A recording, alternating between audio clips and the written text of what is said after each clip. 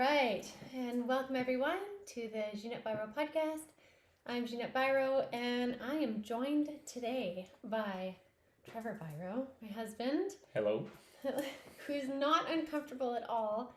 He was fine about this, and then when he saw me setting up the video portion, he's like, "We're on video," and but that's okay because we're just gonna roll with it. We're rolling with it. Right. That's right. So you got to go a little closer to me. Oh, right. So the reason why we're doing this podcast today too is we were talking the other night, last night, or the night before. I don't remember. Anyways, we were talking about wanting to do a podcast. I said, "Hey, I want to have you back on the show," and I was thinking about what we could talk about. And I mean, what better of a topic for you and I to talk about than meeting others where they're at? Right? Like meeting others where they're at, not determining where someone should be, but literally meeting people where they're at, because I think we can all say that where we are in the world right now with the polarities, the opinions, that also brings with it a ton of judgments. And there's a lot of judgments happening in many, many ways, on many layers, in many avenues. Like it's everywhere. It's vertical, horizontal, vertical, diagonal. Everyone's everywhere. Sure. Yeah, and everybody has opinions on everything. And what if we were to come back to the idea of meeting people where they're at, right? And I've talked about that before in the podcast in different ways of like, what brought somebody to the point of doing an action. If we can understand that, then sometimes we can understand where they were coming from. We don't have to agree with it, but it gives reason, and then we can move forward together from that point. I think this can be applied in all areas of life. Oh, for sure. Kids, any conversation, work, yeah. and even to journeys of where you want to go. Yeah, so. I agree. We have a little puppy over there in the corner, so if you hear any whimpering, it's not Trevor's tears. Thank you. Yeah. So we thought of this topic because for us, we've been together now, we've been married 11 years, going on 12. This is our 12th. Yes. We're in the 12th year, together for 7. So let her answer first. So we're at 19. Yes. 19. Anyways, and I think for us, our marriage really improved when we really chose to meet each other where we were at. I think to say first, when we gave space for each person to grow first, and then meeting where they're at. Yeah.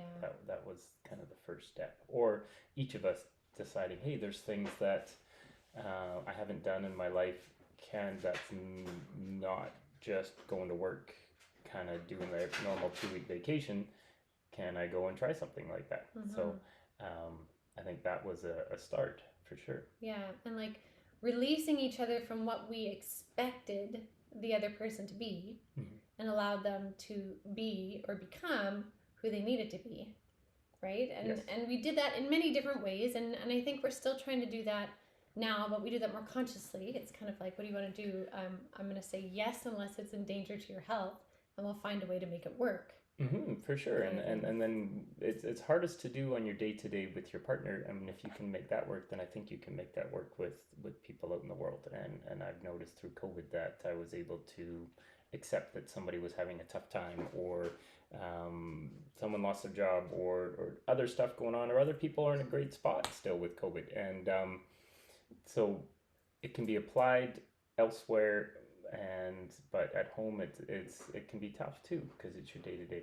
And that's another thing too, right? It's like that day to day piece, because where someone's at one day, they might not be there the next day. It doesn't mean it's the core way of how the person is, right? Like sometimes you'll come home and you'll recognize that I have had a day. Right? Yes. And instead of thinking she gives me warning now on the way home. I do. I'll send him a text, yes. And I'll say, hey, I've had a day, just a heads up. But you're not judging me or my character because of that day. You're simply saying, okay, yeah, you've had a day. What do you need? Right. What can I do to make this better, and vice versa, right? And instead of responding and reacting to everything and judging what that then means for us, we'll say, where are you at? Right. what's going on. So that takes a skill of listening. It does, well, yeah, it does Right. take a skill of listening, and then the skill of listening without trying to come up with your answer already, like actually just stopping and listening and then pausing to then think of what your answer is going So to be. have I always been this way? And that's good? Is this a safe space to answer? Yes. No, I'm getting at that. And they're like, no, Yeah, it's no. taken years. So it's taken a lot of work. Yeah. But it's worthwhile. And so, I mean, it's something that I think we're trying to teach our kids. And I mean, here we are talking about this, not like we're professionals at it and we don't have it all figured out, but this idea of meeting each other where we're at, we have noticed in conversation really has helped us to meet others, like Trevor was saying, to meet others where they're at and see the value in that. And so we're trying to really instill that in our kids right now is, so-and-so might be rude or snarky at school, but maybe their morning was, maybe they woke up late, maybe someone made fun of them, maybe this and this. And, there's a story that brought the person to that point in the first place. And so I think that's a real value for many people to hear nowadays. Right. I think so. People are quick to judge. Mm-hmm. Don't you notice quick. that? Like we're too quick. And one of the worst is driving. Like once people get that car around them, they just explode, right? And if you can picture yourself always with the windows down and open and listen, I think it makes a big difference. So now, what do you think? Do you think that we were raised in a time where this is no blaming the parents. This is more like the societal structure at the time was snap judgments. I don't ever remember hearing the word judgment as a kid. I don't think I heard about judgment till at least after 25. Yeah. I don't think there was that talk. I don't remember having talks of judging people or not judging or meeting where they're at. I don't remember any of those kind of conversations or words. Yeah. So it was always, the conversation was always individual about, hey, what are you doing next? What's your next goal? What's your next 5-year goals? What are you achieving and where are you going? It's not about judgment and people and the greater and emotional environment of the community and that kind of stuff. We didn't have those talks. Mm-hmm. And I would think that would be especially true for boys, right? Like I would imagine boys had less opportunity to speak because we didn't of their talk, feelings. We didn't talk at all. Years like, hey, let's go work out. Let's go work on our cars. Yes. Okay, cool. That's it. Yeah. Deep. Turn up the music loud and get something done. Yeah. Yes. Right. Interesting. So, if you had a prescription of how you could encourage people to meet others where they're at, like what would you say, or what is your thing that you think when you come up to a situation? Like you said, you have no idea what's going on in somebody's day. Mm-hmm. And so you just give them that buffer zone, that space. Don't let their energy influence yours so much that it changes who you are, and don't always match them if that's not an energy that you want to be in. I think that's the biggest thing. That's a good point. Don't match them, and we do that so easily. Mm-hmm. It's someone shows up with fire, so then we're like, okay, I'll be fire. I'll be a bigger fire. Right. Instead of like, okay, someone shows up with fire, I'm gonna be the water. Because you want to fit in, like whether it's materialistic, whether it's whatever the topic is, you want to copy and match. Some people do, some people don't. But I think you have to be true to who you are, and not so much meet them if that's not who you are. Yeah. That's such a good point, and I was spent most of the day today at the Women in Bloom Summit conference, and it was amazing to hear all these different women talking about their stories and of becoming their best selves in the various ways, from business to health to all kinds of things. But what your point was that being okay being you in that situation or group, that you're not going to judge outwardly, but then you don't have to also turn around and then judge yourself instead. Yeah, but you also have so much more to offer by being yourself, because if the first couple speakers went in and everybody morphed to the way that they were talking, then what else would there be to offer? Mm-hmm. Right? So you guys were all chosen as speakers because you're able to be there as yourself. I agree. But even like with what you're saying, with like, say you show up at a job site, right, and someone's all fiery, you having the confidence to just be you and not get pulled into that and not get pulled into whatever, and to just simply be like, no, that's not a part of my day, but that's okay for you, I think is a big thing, because I think in the past you may have felt like you had to, or maybe you didn't know who you were and how to answer being I was gonna get at that too. So how to do that best? No. But as far as the order thing, is it better to? Can you have space for other people?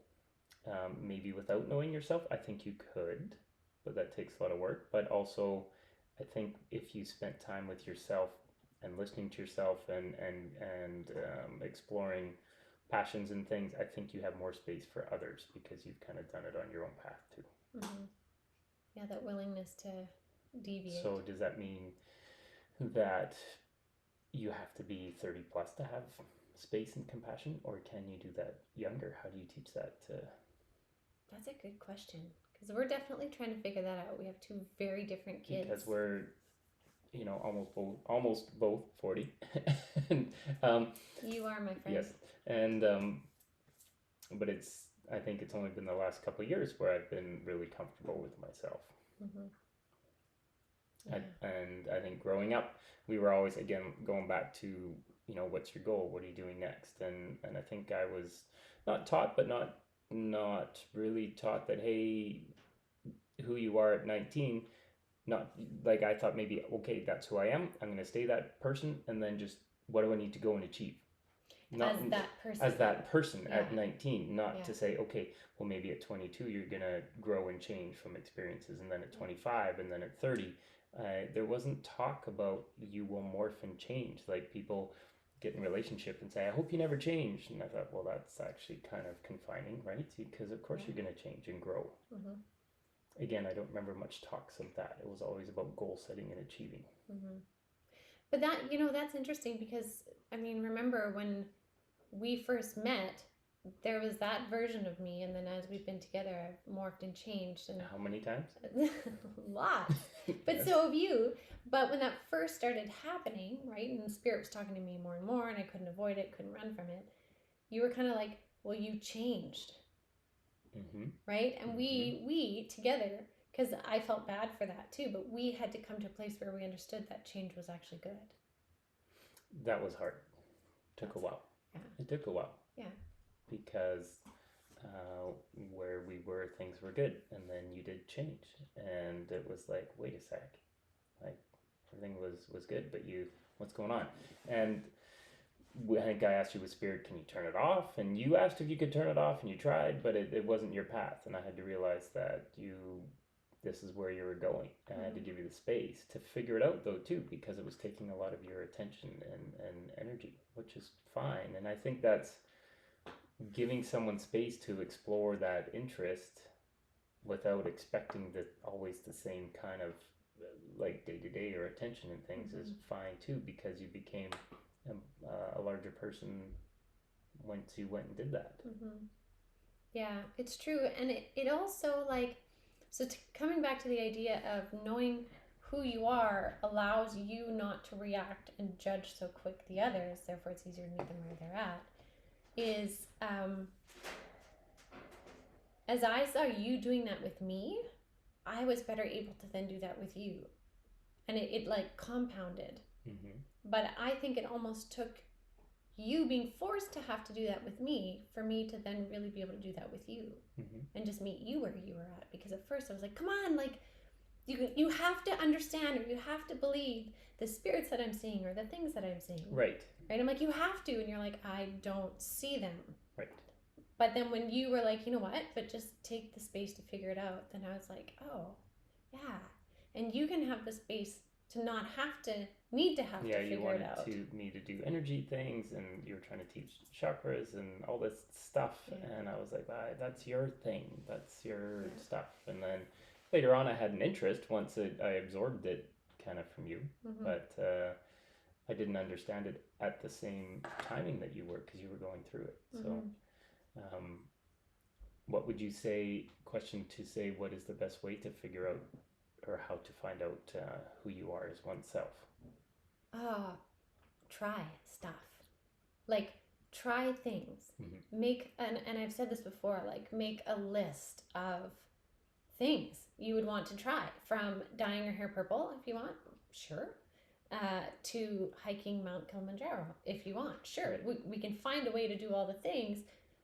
If there's a passion and purpose behind it, we talk about it, right? And so I think if someone is willing enough to create a list, whether it be a physical list or just something in their mind of things they would want to do, that they actually would have a willingness to follow through on and try. And I think if you went out and tried 10, 15 things, then when you look out at the world, you're seeing that people are just trying things. They're just trying things on. Just because they are dressed that way today, that could be the first day that they've ever done it, and right there you're judging them because they're wearing that outfit, but yet they're just trying it.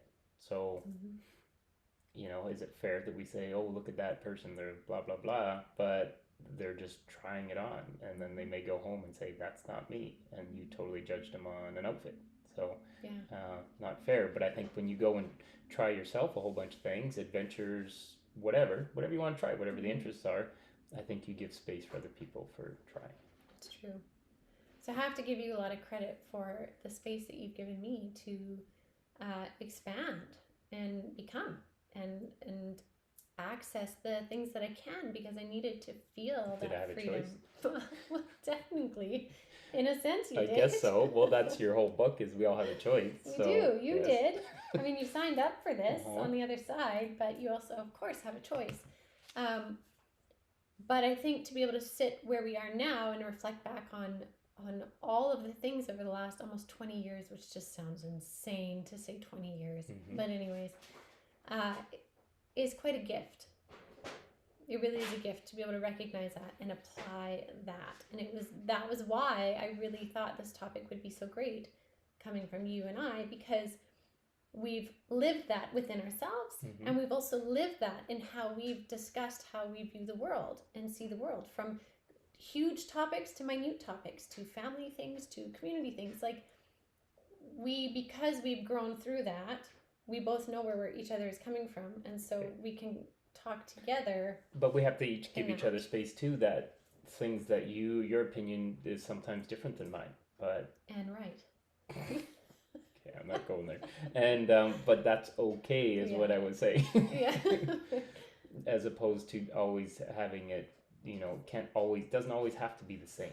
No, we can agree to disagree at some times, I think. Yeah. Good point.